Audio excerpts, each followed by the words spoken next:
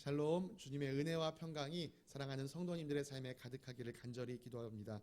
오늘 우리가 함께 살펴볼 말씀은 시편 22편입니다. 성경을 가지고 계신 분들은 이 22편 위에 작게 이 말씀에 대한 설명이 적혀 있는 것을 읽으실 수 있을 겁니다. 우리 세번역 성경에는 이렇게 쓰여 있습니다. 지휘자의 지휘를 따라 새벽 암사슴의 가락으로 부르는 다윗의 노래. 이 시는요, 다윗이 지은 노래입니다. 지휘자의 지휘를 따라 불렀다는 것으로 보아 찬양대가 함께 불렀던 찬양으로 추측됩니다. 찬양대는 이 노래를 부를 때 새벽 암사슴의 가락, 히브리어로 야얄레 샤할의 가락으로 불러야 합니다.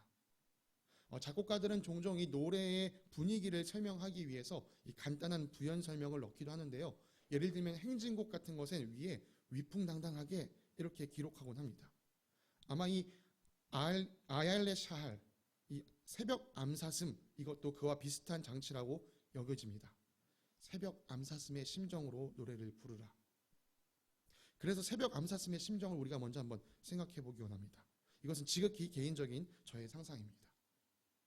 사슴은 연약한 동물입니다. 뿔이 있는 숫사슴에 비해 뿔이 없는 암사슴은 더욱더 연약한 존재죠. 자기를 지킬 무기가 없는 암사슴에게 밤은 더욱더 치명적인 시간입니다. 사나운 맹수가 어둠을 틈타 살금살금 다가오기 때문이죠. 여러분, 새벽 암사슴의 심정이 느껴지십니까? 새벽의 암사슴은 이 밤이 얼른 지나가기를, 새 아침이 밝아오기를 간절히 기다립니다. 새벽 암사슴에게 아침은 구원과도 같습니다. 이런 간절한 마음으로 우리가 22편을 함께 살펴보겠습니다. 시편에는 이 메시아를 예언한다고 여겨지는 시들이 총 한 16편 정도가 있다고 합니다. 함께 읽은 이 22편도 그 중에 하나입니다. 이미 지난 이틀간 이 시편을 읽으시면서 많은 분들이 예수님의 십자가 사건을 떠올리셨으리라고 생각합니다. 이것이 시편인 줄 모르고 읽었다면 예수님께서 십자가에서 이 말씀하신 것들을 정리한 건가? 라고 생각할 만큼 이 예수님의 사건을, 십자가 사건을 잘 드러내주고 있습니다. 예수님보다 1000년이라는 시간을 앞섰던 다윗이 어떻게 이런 시를 쓸 수 있었을까? 우리는 다윗을 이스라엘의 왕으로만 생각하지만 그는 실로 예언자이기도 했습니다. 오순절에 성령님께서 강림하시고 베드로가 대중 앞에서 설교할 때 그는 다윗의 시를 인용하면서 다윗을 예언자로도 소개했었습니다. 네, 다윗이 쓴 이 여러 편의 시들은요, 이 예언적인 내용을 담고 있기도 합니다. 한편 다윗이 지은 여러 시들 중에는 이 다윗이 처한, 다윗이 직접 겪은 어려움과 직접적으로 관련되어 있는 시들이 있습니다. 시편 52편, 54편, 57편, 59편은 다윗이 사울에게서 쫓기면서 썼던 시이고요. 시편 3편은 자기 아들 압살롬에게서 쫓길 때 지었던 시라고 알려져 있습니다. 그래서 사람들은요, 이 시편 22편도 이 다윗이 처한 어떤 어려운 상황과 관련 있지 않을까 이렇게 생각하곤 하는데요. 사실 그것을 우리가 뒷받침할 만한 충분한 근거는 있지 않습니다. 다만 우리가 아는 대로 다윗은 정말 많은 역경과 고난을 겪었고 누구보다도 이 어려움에 처한 사람의 심정을 잘 알았다는 점입니다. 그리고 그는 그런 위험에 처할 때마다 주님을 강하게 의지했었습니다. 따라서 이 오늘 본문이 이 다윗이 처했던 어떤 실제적인 위험 상황에서 쓴 시가 아니라 할지라도 이 시의 화자를 통해서 드러나고 있는 고백은 다윗의 고백과 똑같다라고 할 수 있습니다. 앞서 말씀드린 것 같이 이 시는 그리스도의 고난을 예언하고 있으면서 동시에 고난을 겪는 인간의 이야기를 함께 담고 있습니다. 그래서 이 시편 22편의 화자는 이 복합적이고 중의적으로 나타납니다. 이런 점을 생각하면서 우리가 함께 구체적인 내용을 살펴보겠습니다. 오늘 이 시편은 내용적으로 우리가 한 세 부분으로 나눌 수 있다라고 보여집니다. 1절부터 11절, 12절부터 21절 상반절, 그리고 21절 하반절부터 마지막 31절까지입니다. 첫 번째 부분인 1절부터 11절, 여기에는요, 이 화자가 자기에게 다가올 재난을 바라보면서 주님께 간절히 구하는 모습이 드러나고 있습니다. 그러나 여기에서 하나님은 그에게 아무런 응답을 하지 않습니다. 1절은 이렇게 시작합니다. 나의 하나님, 나의 하나님, 어찌하여 나를 버리십니까? 시작부터 예수님께서 십자가에서 하나님께 부르짖던 모습, 엘리 엘리 라마 사박다니, 이 모습을 연상하게 합니다. 우리가 다음 주 수요일에 이 말씀에 대해서 살펴보게 될 텐데요, 그때 더 자세히 묵상하기로 합니다. 화자는 계속해서 이렇게 말합니다. 내가 주님을 간절히 불렀지만 주님께서는 묵묵부답, 아무 응답이 없으십니다. 여러분도 혹시 이런 기분을 느껴보신 적이 있지 않으신가요? 나는 정말 간절히 하나님께 부르짖고 있는데 정작 하나님은 나를 외면하고 있다, 이런 느낌 말이죠. 이런 감정을 느끼면요, 대부분의 사람들은 실망합니다. 주님을 원망하고 주님께 부르짖는 것을 포기합니다. 그러나 이 시의 화자는 달랐습니다. 여러분 3절을 보십시오. 그러나 주님은 거룩하신 분, 이스라엘의 찬양을 받으실 분이십니다. 어려움 가운데 처해서 주님께 도와달라고 부르짖었으나 주님은 아무런 응답이 없으셨습니다. 그러나 화자는 주님을 찬양했습니다. 그리고 4절과 5절처럼 조상들에게 일어났던 일, 역사를 기억했습니다. 우리 조상이 주님을 믿었습니다. 그들은 믿었고 주님께서는 그들을 구해주셨습니다. 주님께 부르짖었으므로 그들은 구원을 받았습니다. 주님을 믿었으므로 그들은 수치를 당하지 않았습니다. 이 화자의 조상들도요, 어렵고 힘든 시간을 지나가는 바로 그 순간이 있었습니다. 여러분, 그 어렵고 힘든 바로 그 순간 주님께서 자신들의 부르짖음에 응답하지 않고 계신다라고 여겼을 것입니다. 그러나 이 조상들은요, 주님을 끝까지 믿고 부르짖었습니다. 그리고 결과적으로 그들은 구원을 받았고 수치를 당하지 않았습니다. 화자는 이 사실을 기억했습니다. 우리 조상이 하나님께 부르짖었더니, 우리 조상이 하나님을 끝까지 믿고 기다렸더니 그들은 구원을 받았었지. 나도 끝까지 믿음으로 부르짖자. 화자는 조상들이 받은 구원이 자신에게도 일어날 것을 기대했습니다. 그러나 그의 주변에 둘러선 사람들의 소리는 다시금 이 화자의 고개를 떨구게 만들었습니다. 6절부터 8절에 그것이 드러납니다. 화자를 둘러싼 주변 사람들은 그를 두고 조롱하며 비아냥거렸습니다. 야, 저 사람 말대로 주님이 저 사람을 구원해 주신지 우리가 한번 지켜봐 보자. 힘든 일이 있을 때 옆에서 이렇게 빈정거리면요, 우리 마음은 더 힘들어집니다. 용기를 내려고 하다가도 마음이 쉬 꺾여져 버리죠. 결국 화자는요, 자기 자신을 벌레라고 비하하기까지도 했습니다. 자기 조상들을 구원하셨던 하나님을 바라보며 소망을 품었지만 주변의 사람들이 달려오는 자기를 덮쳐오는 그 소리에 풀이 죽어버렸습니다. 이런 모습은 우리 자신을 보는 것 같습니다. 우리도 두려움 속에서 하나님을 바라보며 소망을 품다가도 이 주변 소리에 마음에 빼앗겨 낙심할 때가 있습니다.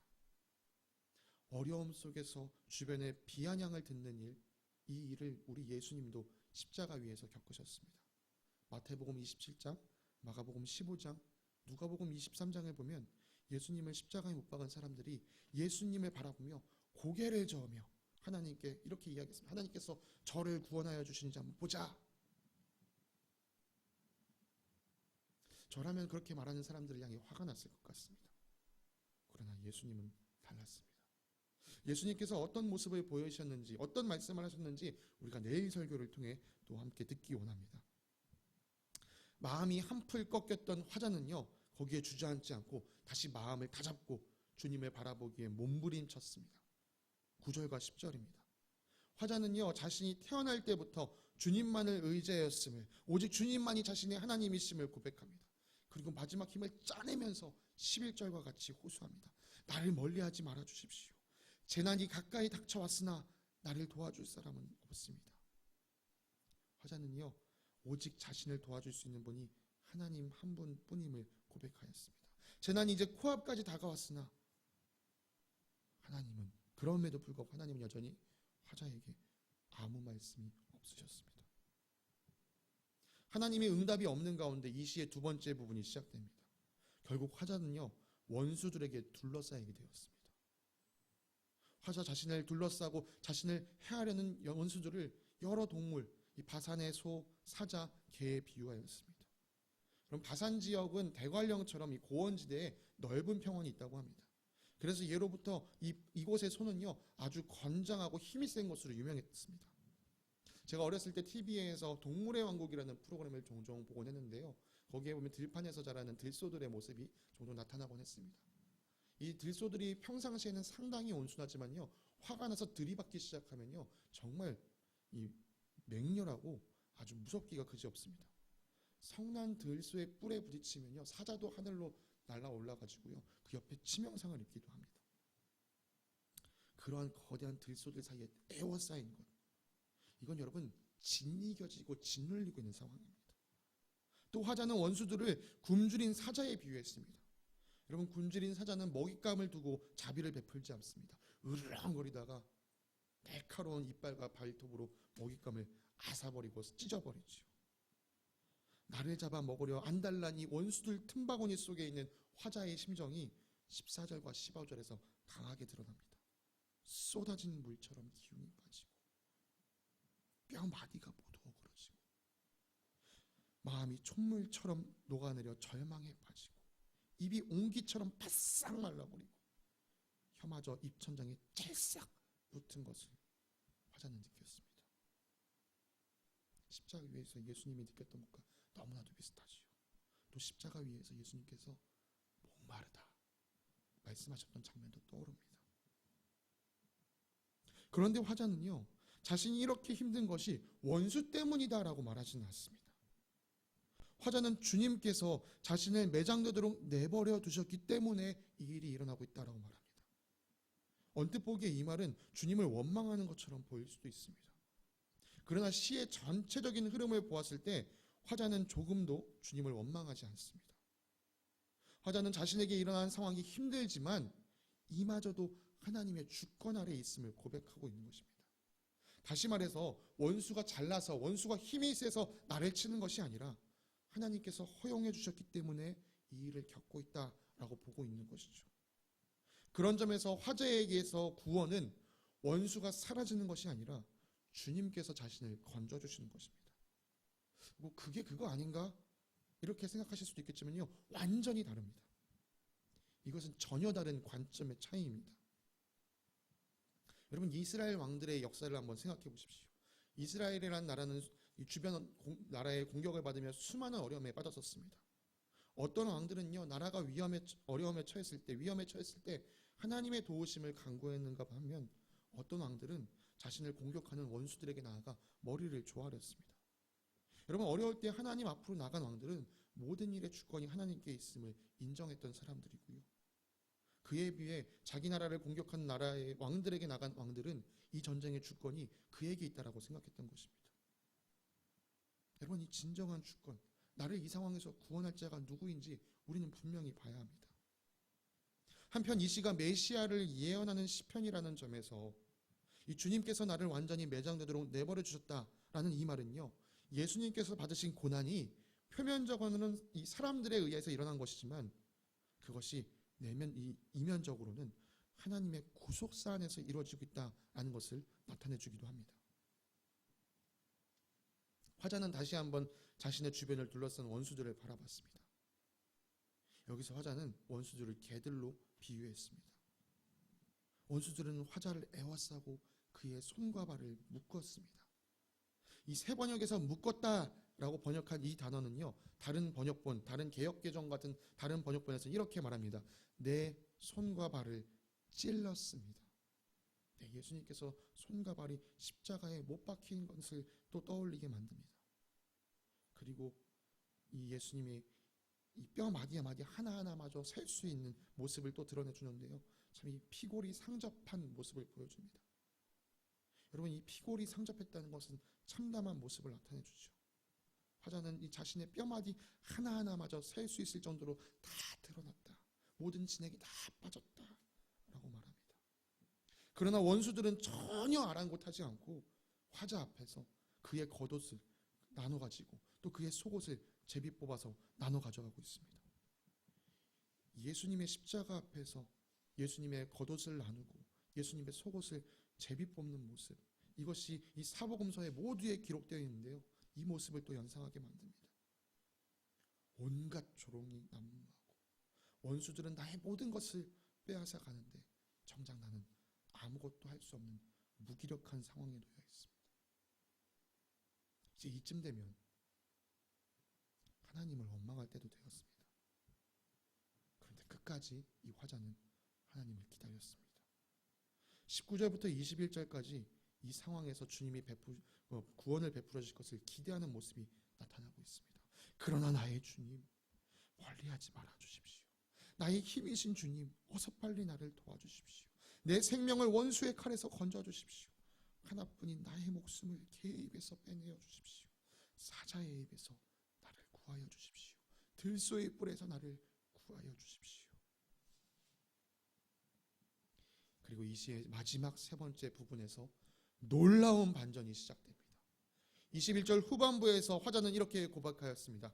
주님께서 나의 기도를 들어주셨습니다. 모든 것이 끝나버린 것 같았었는데 하나님께서 역전시켜 주셨습니다. 이것은 마치 이 지고 있는 야구 경기 9회 말 투아웃 투스트라이크 상황에서 역전한 것과 같습니다.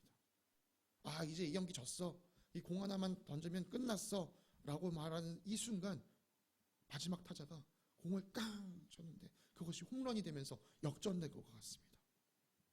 다 진 것 같은 경기가 뒤집어지는 순간 패배자처럼 앉아있던 선수들은 경기장으로 달려나와 함께 부둥켜 안고 노래를 부를 것입니다. 경기가 끝난 뒤에 마지막 홈런을 친 타자의 이름은 사람들의 입에서 회자될 것입니다. 그런 일이 22절부터 기록되고 있습니다. 주님의 이름을 나의 백성에게 전하고 예배드리는 회중 가운데서 주님을 찬양하렵니다. 화자는 자신의 기도를 들으시고 구원하여 주신 하나님을 높이겠다고 말합니다. 그리고 자신만 하나님을 높이는 것에 그치지 않고 주변 사람들에게 하나님을 높이라라고 명령합니다. 주님을 경외하는 사람들, 주님의 백성인 이스라엘 사람들에게 하나님을 찬양하고 영광을 돌리고 그분을 경외하라라고 명하였습니다.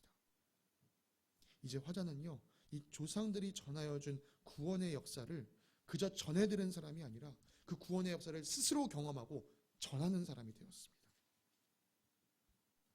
24절에 그것이 나타나고 있습니다. 그는 고통받는 사람의 아픔을 가볍게 여기지 않으신다. 그들을 외면하지도 않으신다. 부르짖는 사람에게는 언제나 응답하여 주신다.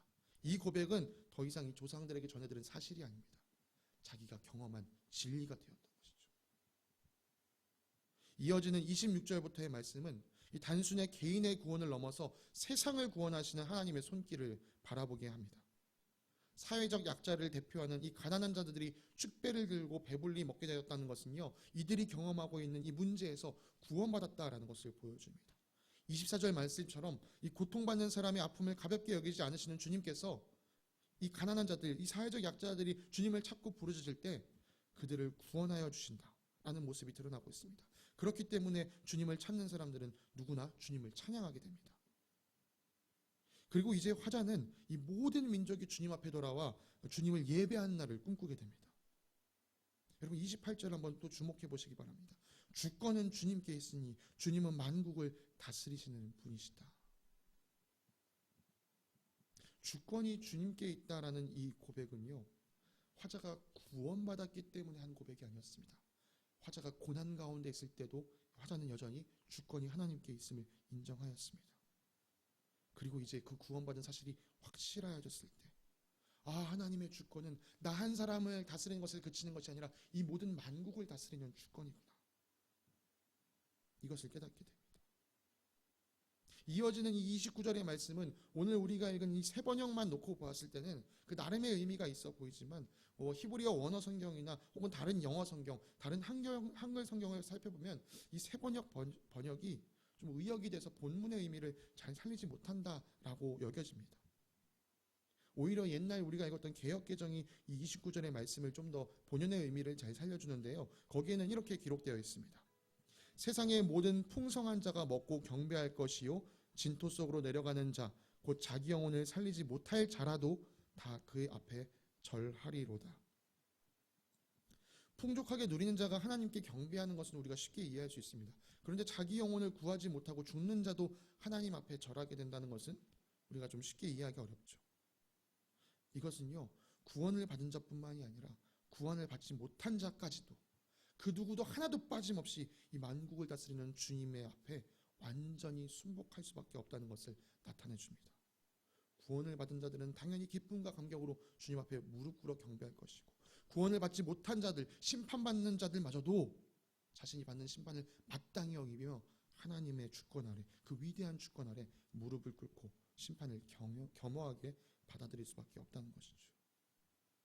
끝으로 화자는 이 30절과 31절에서 구원하시는 하나님이 자신의 자손에게, 그리고 그 자손의 자손에게, 심지어 아직도 태어나지 않은 이 미래의 자손에게 전하여질 것이며, 그리고 새로운 세대는 주님께서 그들에게 이루실 일을 보며 주님께서 그의 백성을 구원하셨다라고 선포하게 될 것이라고 말했습니다.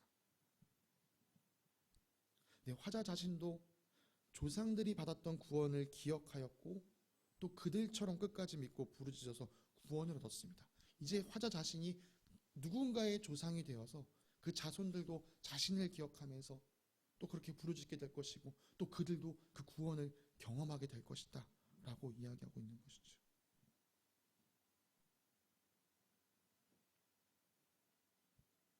이렇게 22편의 말씀을 우리가 모두 함께 좀 살펴보았습니다. 이 시는 이 예수님의 고난을 미리 내다본 시임과 동시에 우리가 처한 현실의 삶에서 구원을 이루시는 하나님을 찬양하는 시입니다. 말씀 곳곳에서 예수님께서 십자가에서 보이셨던 모습이 드러남으로써 이 시가 단순히 이 다윗의 상상력으로 지어진 시가 아니라 성령님께서 다윗에게 감동을 주셔서 예언적으로 기록하게 하신 시라는 사실이 우리에게 드러났습니다. 그리스도의 고난에 대한 다윗의 예언이 적중한 것처럼 이 시에 드러난 구원하시는 하나님의 모습 역시 상상력의 산물이 아니라 진실이라는 것을 우리는 알게 됩니다. 그래서 이 시는 우리에게 놀라운 인사이트를 제공해 줍니다. 이미 말씀드린 것처럼 이 시는 예언적입니다.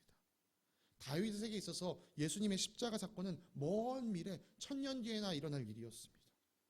그러나 다윗은 성령의 감동 아래서 미래의 일을 예언하면서 현재 자신의 삶에 임하는 구원을 바라보았습니다. 우리의 예수님의 십자가 사건은 먼 과거의 일, 2000년 전도 훌쩍 넘은 일이 되어버렸습니다. 그러나 십자가 사건은 과거에 갇힌 것이 아니라 2000년이라는 시간을 훌쩍 뛰어넘어서 오늘 우리가 처한 삶에서도 일어나는 하나님의 구원을 바라보게 하는 위대한 사건이 되었습니다.